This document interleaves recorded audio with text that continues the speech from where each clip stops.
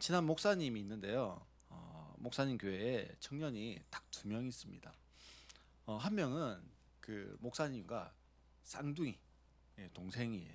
어, 그러니까 목사님이 저랑 동갑이니까요. 거의 뭐 청년이라고 하지만 집사님 수준의 싱글이었고요. 한 명은 30대 이제 딱 중반 되어지는 형제였습니다. 30대 중반의 형제가 곰곰이 생각을 했어요. 어, 여기에 계속 있다가는 내가 뭘 할 수 없을 것 같았을까요? 결혼을 할 수 없을 것 같다. 근데 교회를 떠날 수는 없으니까 어떻게 해야 되나 이렇게 막 곰곰이 생각을 하다가 결론을 내렸습니다.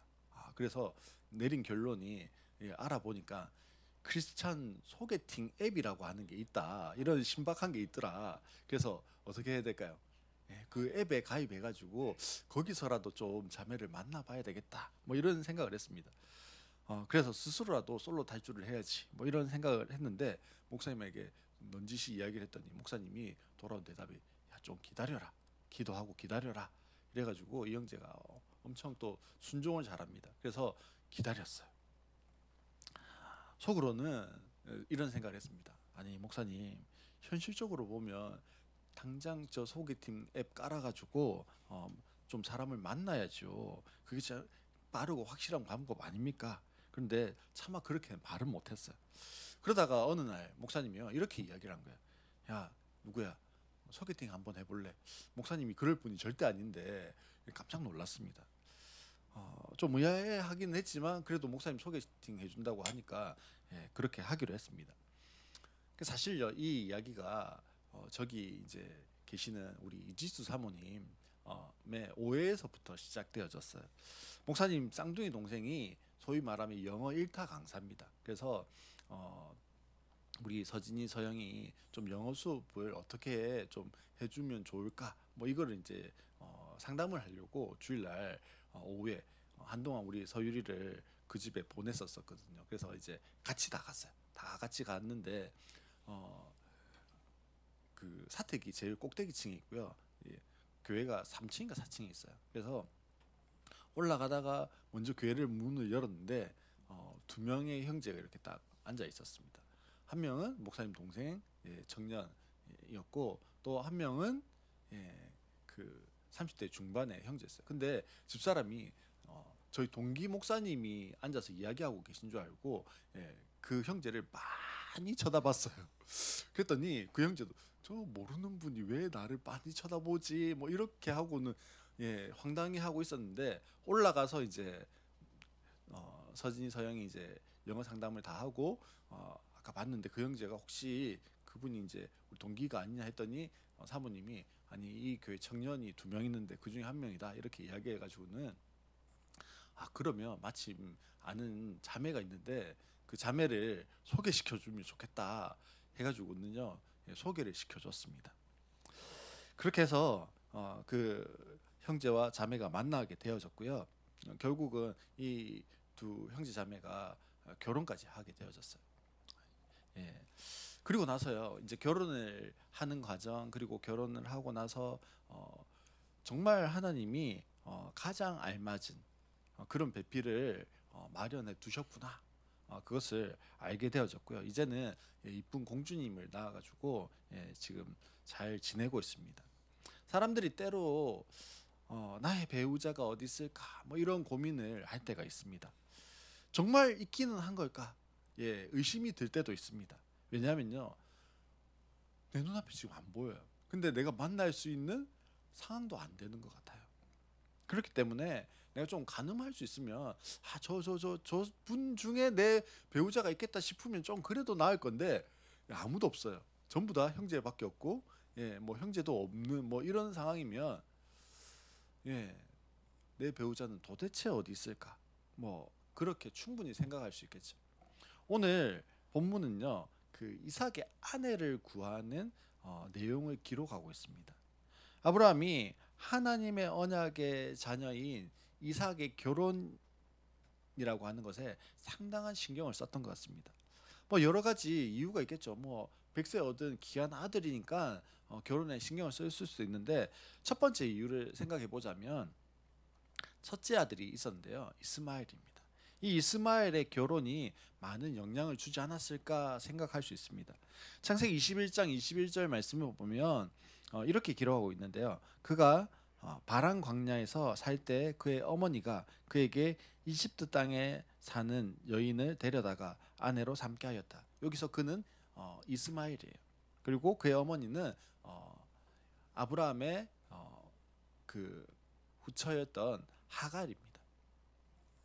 그래서 이스마엘에게 하갈은요, 자기 고향, 하갈이 이집트 사람이었거든요. 그래서 자기 고향에 있는 여자를 데리고 와서 아내를 삼겠습니다. 하갈에게 있어서 이집트 여인은 어떨까요? 문화적으로나 언어적으로나 가장 익숙한 사람입니다. 그래서 자기 아들의 배우자가 자기와 같은 생각, 문화, 뭐 언어 이런 것을 사용하는 사람이면 얼마나 편하겠습니까? 그래서 이집트 사람으로 자기 그 아들의 아내를 삼게 했다. 그렇게 이야기하는 거예요. 하지만 아브라함의 입장에서 한번 생각해 보면 아브라함이 비록 이스마엘을 어떻게 했어요? 내쫓았어요. 내쫓아는 아들이지만 그래도 어떤 아들입니까? 자기 아들이잖아요. 자기 핏줄이에요. 그러니 이스마엘이 그래도 하나님의 언약 안에, 하나님을 신뢰하고 하나님 믿는 믿음 안에 있기를 바랬을 거예요. 근데 어떻습니까? 이집트 여인과 결혼하면서 그런 가능성이 점점 사라졌어요. 그러다 보니까 이제 누구만 남았어요? 이삭만 남았잖아요. 그러니 이 이삭의 결혼에 더 특별히 마음을 쏟을 수밖에 없습니다. 그러다 보니 이삭의 결혼에 되게 신중했던 것 같아요. 창세기 25장 20절의 말씀을 보면 이렇게 기록합니다. 이삭은 40살에 리브가와 결혼하였다. 몇 살 했다고요? 40에 결혼을 했답니다.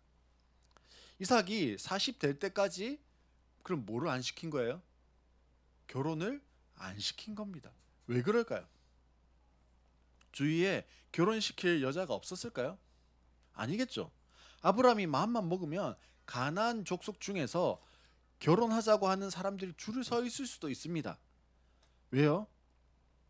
아브라함이요, 가나안 땅에 온 나그네 혹은 이방인이었지만 가나안 땅에서 아브라함 어떤 사람이었을까요? 부자였어요. 부자. 재물이 많은 부자. 아무리 뭐 피부색이 다르고 해도 돈 많은 집안과 연을 맺고 싶잖아요. 그래서 그리고 가난한 사람들은요, 뭐 꼭 그들과 통혼하는 것이 그렇게 이상하거나 그러지 않았어요. 그러니 충분히 뭐 할 수 있습니까? 결혼할 수 있는 거예요. 근데 아브라함이요, 가나안 여인과는 결혼시키고 싶지 않았던 것 같습니다. 결혼을 일륜지 대사 이렇게 부르잖아요. 태어나서 치러야 할 가장 큰 일이 결혼이래요. 그러니 아브라함이 더 신중에 신중을 기했던 것 같습니다. 그렇게 한 해 한 해 그 신중을 기하고 또 찾고 또 찾고 하다 보니까요, 이리 견주고 저리 견주면서 시간이 점점 어떻게 됐을까요? 많이 지나갔습니다. 우리가 지난주에 아브라함을 번제물로 바치는 장면을 창세기 22장에서 봤잖아요. 그리고 오늘 몇 장을 읽었습니까? 24장을 읽었어요. 자, 우리가 성경을 넘겼어요. 22장을 읽고 23장 그리고 또 뭐요? 24장 이렇게 넘겼습니다. 2장을 넘겼어요. 우리는 2장을 넘겼는데 22장에서 24장까지 오는 동안에 아브라함과 이삭의 나이가 바뀌었어요. 이삭이 이 22장에서는 몇 살쯤 되었다고 제가 지난주에 설교했냐면요, 13살쯤, 12살에서 13살쯤 된다고 했어요. 10대였습니다. 10대. 근데 지금 시점은 몇 살쯤 되었을까요? 40살. 40이에요. 40. 40이면 지금 몇 년이 흘러간 거죠? 27년이 흘러갔어요. 우린 2장을 넘겼을 뿐이지만 시간적으로는 27년의 시간이 흐른 다음입니다. 사랑하는 아내 사라가 이제 죽었어요. 시간 27년이 흘러가지고요. 사라가 죽었습니다. 그리고 사라가 장사된 지 3년이 지난 시점이 오늘 창세기 24장의 본문의 시간이에요.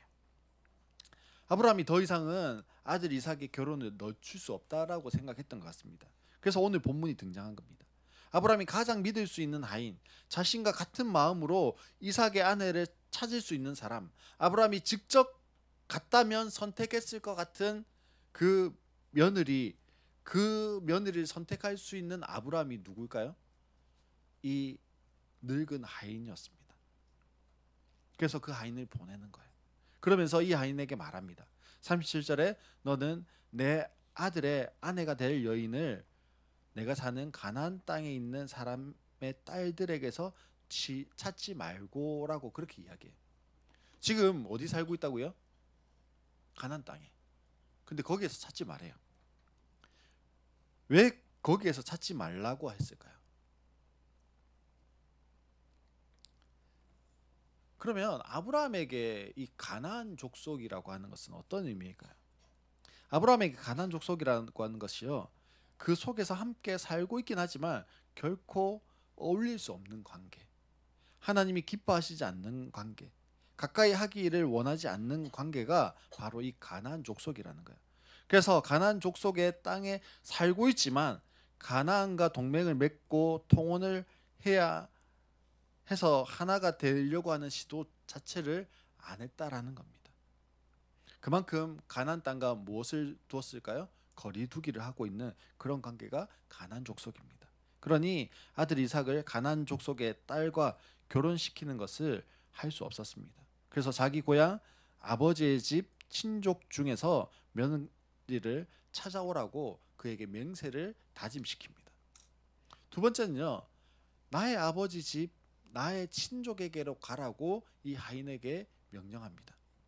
38절에 보면 나의 아버지의 집 나의 친족에게로 가서 나의 며느리감을 찾아오겠다고 나에게 맹세하여라, 그렇게 말씀합니다.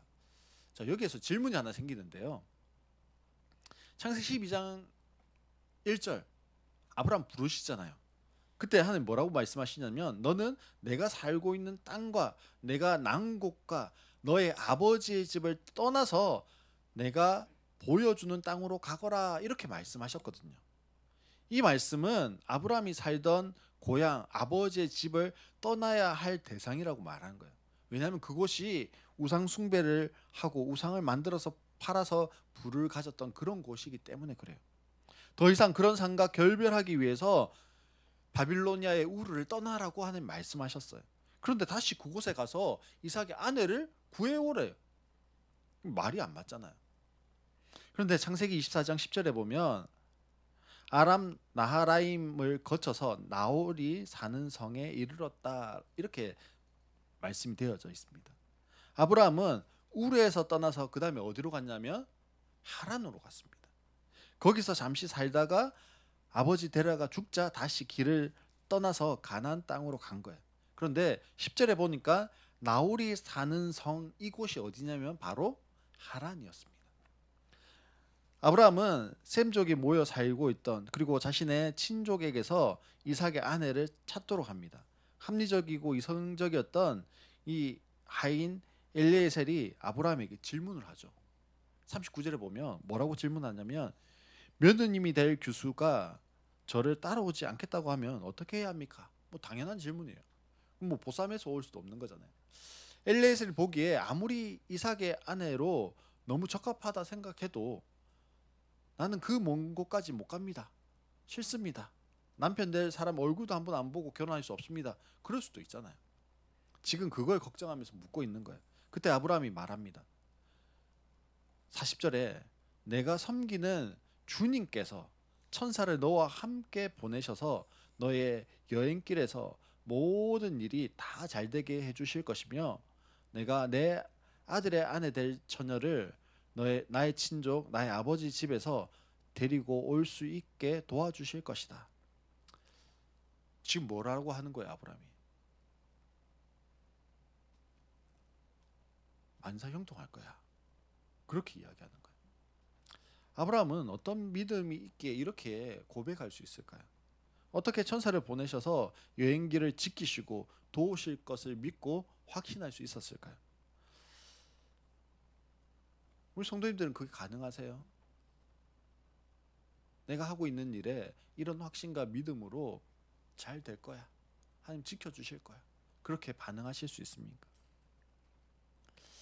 아마도요, 아브라함이 지금까지 그렇게 훈련 받았기 때문에 하나님이 그렇게 하실 것이다라고 하는 믿음이 있었던 것 같습니다.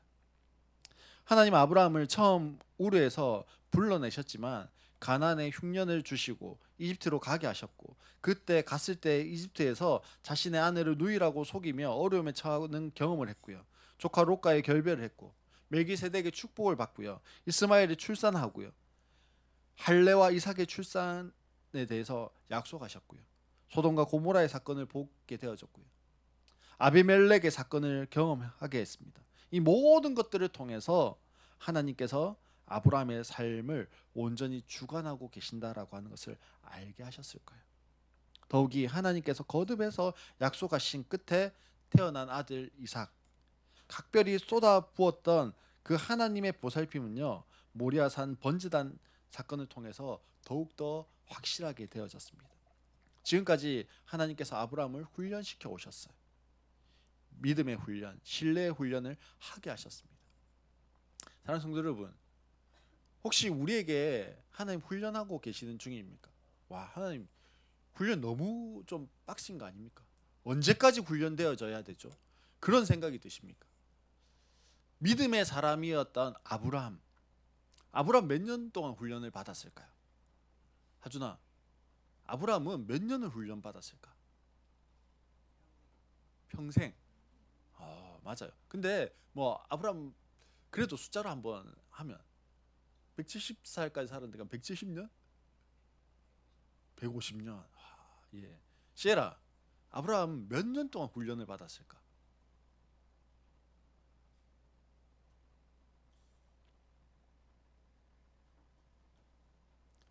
예. 아브라함의 세월을 대략만 생각해봐도요, 적어도 70년 이상은 훈련을 받았습니다. 왜냐하면 아브라함이 170에 죽는데 지금 시점이요, 한 140살 정도 되거든요. 아브라함을 불러내실 그때부터 지금까지 뭐 하신 걸까요? 훈련시켜 오신 거예요. 우리에게는 일평생 같은 시간이기도 해요. 그렇게 하나님께서 훈련하신 결과가 가나안 족속을 신뢰하고, 내 재산을 신뢰하고, 내 많은 힘을 신뢰하고, 내 높은 학식을 신뢰하는 것이 아니라 지금까지 아브라함 자신의 삶을 이끌어 오신 하나님에 대한 신뢰를 바탕으로 생각하고 말하고 행동하는 사람이 되어졌다라는 거예요. 하지만 엘리에셀이 볼 때 아브라함이 이 말하는 것이 얼마나 뜬구름 잡는 소리 같을까요? 하나님께서 천사를 보내셔서 너와 함께 하시겠대요. 여행 길이 모두 다 안전할 거래요. 내 아들의 아내가 될 처녀를 나의 친족, 나의 아버지의 집에서 데려오게 하나님 도와주실 거래요. 사실 말하는 것이 얼마나 쉽습니까? 그런데 그 일을 수행해야 하는 사람은 누구예요? 엘리에셀이에요. 그러니 얼마나 미친 노릇인지 상상이 되십니까? 그러나 그 길을 걸어가고 경험한 사람은요, 그런 믿음과 신뢰를 가지고 있습니다.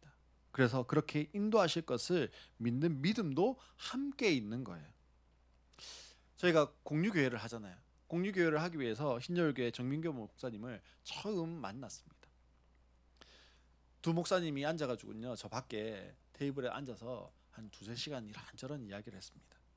그 중에 정 목사님께서요, 이런 이야기를 하셨어요. 목사님, 지금까지 저는요, 까마귀를 통해서 나의 필요를 채우신다라고 하는 걸 한 번도 경험한 적이 없어요. 그래서 저는요, 까마귀를 통해서 나의 필요를 채우신다, 이거 믿지 않습니다. 왜냐하면 지금 40평생 동안 하나님은 한 번도 그렇게 하신 적이 없어요. 그때 제가 뭐라고 했을까요?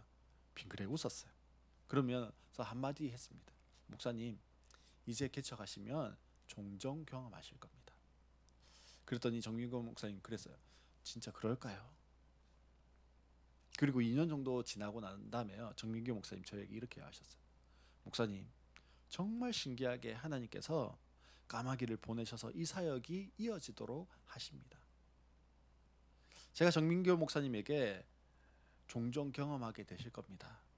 말할 수 있었던 것은요, 어떤 이론을 알고 있었기 때문이 아니에요. 어떤 책에서 본 것이 아니에요. 몇 년 먼저 개척을 한 목사로서 하나님이 어떻게 입히시고 먹이시는지를 경험했기 때문에 그렇게 말할 수 있었습니다. 그렇게 일하시는 하나님에 대한 신뢰가 저에게 있었던 거예요. 또 그렇게 나의 길을 인도하시는 하나님을 제가 믿었기 때문에 그래요. 그러니 그 하나님에 대해서 말할 수 있습니다. 고백할 수 있어요. 아브라함의 하인 엘리에셀이 주인이 신뢰하고 믿는 그 믿음을 따라 길을 떠나게 되어집니다. 그리고 42절로 45절에 보면 이렇게 되어 있습니다. 제가 오늘 운물에 이르렀을 때 저는 이렇게 기도하였습니다. 그런데 제가 마음속에 기도를 다 마치기도 전에 아브라함의 하나님, 아브라함이 신뢰하고 따르는 하나님, 아브라함의 길을 인도하시고 함께 하셨던 그 하나님이 내 기도가 마치기 전에 뭐 하셨을까요? 응답하셨습니다. 우리는 모두 엘레셀의 기도를 원할 때가 있습니다. 기도하면 바로 응답되고 기도가 마치기 전에도 응답되는 그런 기도. 하지만 하나님은요, 아브라함을 몇 년 동안 훈련시키셨다고요? 70년. 물론 그 중간중간 하나님의 계속적인 개입하심과 인도하심이 분명히 있었습니다. 근데요, 기억해야 돼요. 하나님은 한꺼번에 갑자기 훈련 수준을 싹 올려가지고 그렇게 훈련하시지 않으신다라는 거예요. 조금씩 조금씩 천천히 훈련의 강도를 높여가십니다. 그리고 종국에는 장성한 분량에까지 이르게 하십니다. 사랑하는 성도 여러분, 지금 나의 눈에 보이는 것이 무엇일까요? 현실의 막막함이 보일 수 있습니다. 소두의 형제 이야기처럼 이곳에서 결혼은 절대 할 수 없을 것 같은 그런 상황일 수 있다는 거예요. 이곳에서 이 현실에서는 도무지 출구가 보이지 않는다, 그렇게 생각될 수도 있습니다. 어떻게 할 수 있는 것이 아무것도 없어 보일 수 있어요. 하지만 기억합시다. 그 상황에서 나는 무엇을 보고 있을까요? 그 암담한 현실입니까? 아니면 하나님입니까? 지금 나의 인생은요, 누가 인도해 가고 있을까요? 혹시 내가 나의 인생을 인도해 가려고 하지 않습니까? 이는요, 마치 소경이 소경을 인도하는 것과 같다라고 성경이 이야기합니다. 나의 길을 인도하시는 분은 나의 모든 필요를 아시고 누구보다 나를 잘 아시는 하나님입니다. 하나님이 나에게 필요한 모든 것을 가장 잘 아시는 분이에요. 그럼에도 아직 그것이 내게 없다면 없는 이유가 뭘까요? 아직 그것이 내게 없기에 주님을 더욱더 의지해야 하는 거예요. 주님 더 의지하라고 아직 내게 그것이 없는 겁니다.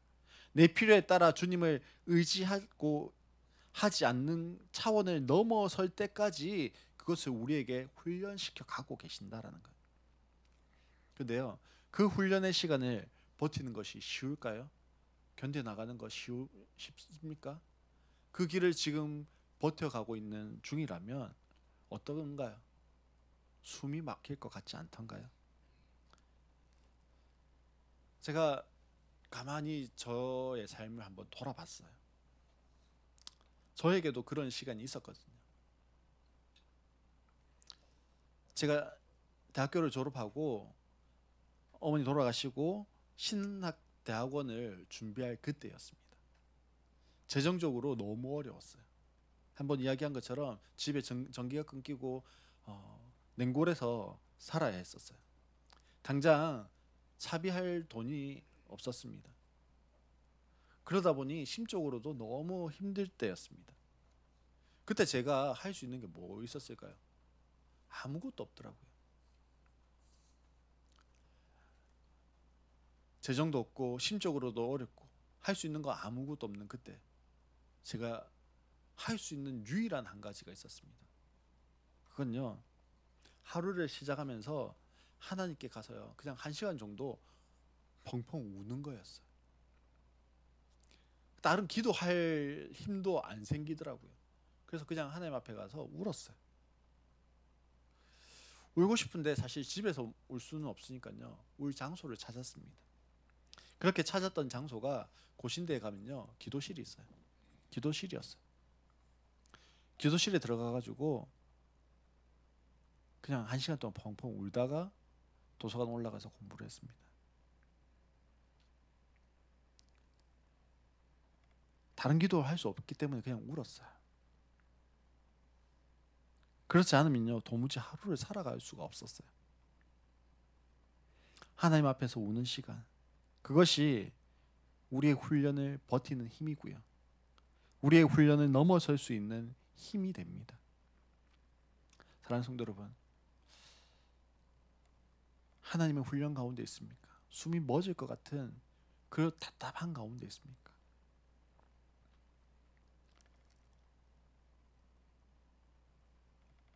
그러면요 나의 울자리를 좀 찾읍시다. 그것이 어디든 상관은 없어요. 그리고 하나님 앞에서 좀 웁시다. 그때 누구를 의지하고 신뢰해야 하는지가 더 선명해집니다.